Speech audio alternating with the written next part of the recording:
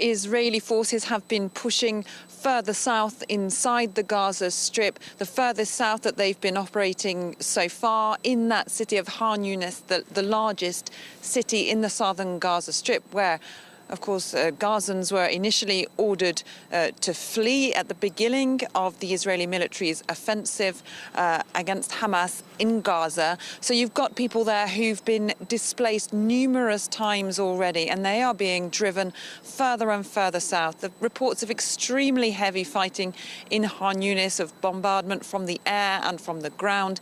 The Hamas-run health ministry in Gaza reported that nearly 80 people were killed in strikes early on Friday, and several others injured. And, you know, people that I've been hearing from inside Gaza speak of scenes of absolute chaos, of course, the continuing fear of those bombardments, but also the difficulty of surviving.